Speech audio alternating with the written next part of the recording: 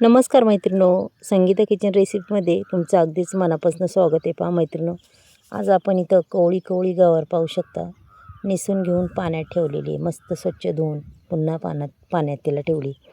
मैत्रिणो, ही गवार एवढी खायला टेस्टी लागते ना, खरंच एकदा जर केली तर 4 वेळा नक्कीच करसाल. त्याच्यासाठी लागणारं साहित्य पहा: कोथिंबीर, लसूण, मिरच्या आणि इथं शेंगदाण्याचा कूट घेतला आहे, पाहू शकता तुम्ही. चला आता ह्या मिरच्या, अगदीच मिरच्या जास्त नाही आहे, तिखट आहे म्हणून 4-5च मिरच्या आहेत.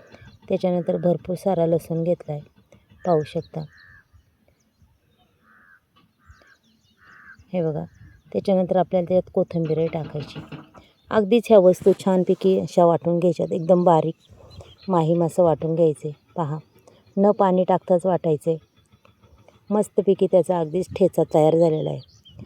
चला मैत्रिणी, अगदी झटपट घाईच्या कामाला, अगदी टिफिनसाठी ही गवार अत्यंत खूप चांगली आहे. पाणी पूर्ण काढून घेतलेलं आहे गवारीचं, पाहू शकता मैत्रिणी.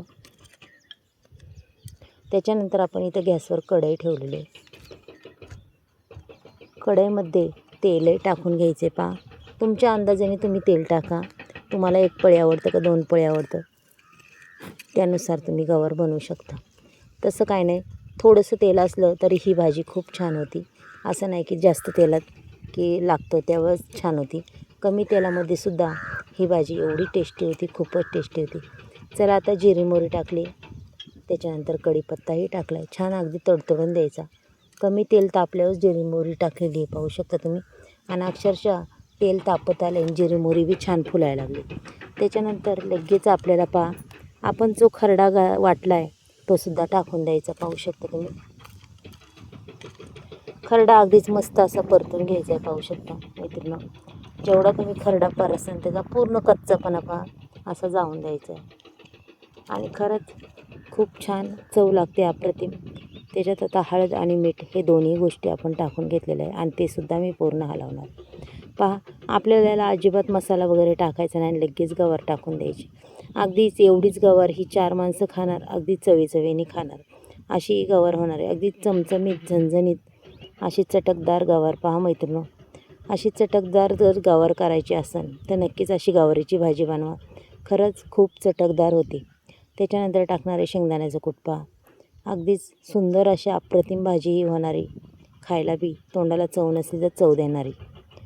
चला आता पूर्ण ही गवार आपण परतूया. पहा, अशी मस्त अशी परतायची. वाफेवर बी शिजणार आणि थोडं पाणी टाकलं तर अजूनच छान शिजते, पण ही गवार वाफेवरसुद्धा तयार होणार. पण पहा, आता कोथिंबीर टाकून घ्यायची वरून, आपल्याला थोडीशी कोथिंबीर टाकून घ्यायची. पहा मैत्रिणी, आणि आपल्याला लगेच झाकण ठेवायचं. न पाणी टाकता अगदी सुंदर अशी वाफेव ही गवार तयार होते मैत्रिणी, पाहू शकता का. पाणीही त्याला सुटलं आहे मिठाने, हे बघा मस्तपैकी. चला आता पुन्हा आपण झाकण ठेवूया.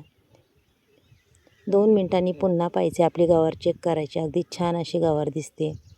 पहा, जे मिठाने पाणी सुटलं होतं ते सुद्धा सुकून घेतलेलं आहे आणि गवार आहे. पुन्हा एकदा झाकण ठेवूया आपण थोडीशी. आपल्याला कधी बी गवारीची भाजी 2-3 वेळा झाकण ठेवून चेक करायला लागते मैत्रिणी, पाहू शकता. आता गवार अगदीच छान झालेली आहे, पाहू शकता. अगदी खमंग अशी चटकदार गवार ही तयार झालेली. मग मैत्रिणी, नक्कीच सांगा, ही जर गवार तुम्हाला आवडली, गवारीची भाजी, तर नक्कीच एक लाईक, एक सबस्क्राईब करा. आणि गवारीची भाजी कशी वाटली पहा, काय चटकदार दिसती, सुंदर वाटते ना, कलर बी किती छान वाटते मैत्रिणी. नक्कीच मला सांगा, नक्कीच करा, अशा पद्धतीने खा. चला मैत्रिणी, उद्या